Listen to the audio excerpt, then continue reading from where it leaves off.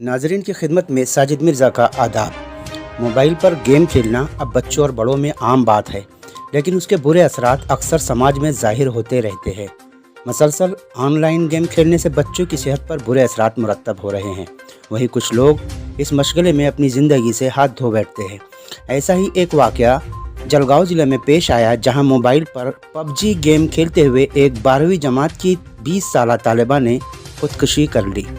मज़ीद तफसीलात के मुताबिक डॉक्टर KM जैन के वहां काम करने वाले पद्माकर घोड़के की लड़की नर्मदा पद्माकर घोड़के ने पबजी गेम खेलते हुए खुदकुशी कर ली।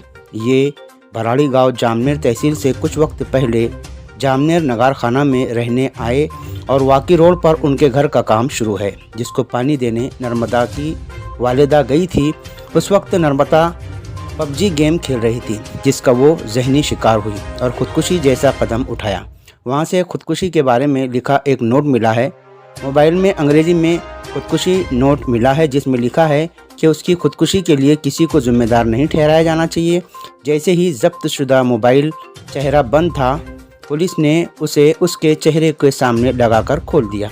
ज़राए ने बताया कि मोबाइल में पबजी गेम से मुताल्लिक एक स्क्रीनशॉट मिला है।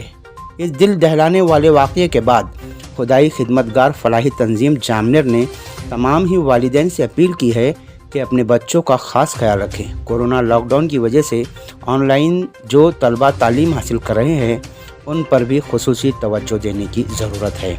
इसी के साथ साजिद मिर्ज़ा को इजाज़त दीजिए। इंशाअल्लाह जल्द ही मुलाकात होगी। अल्लाह हाफ़िज़।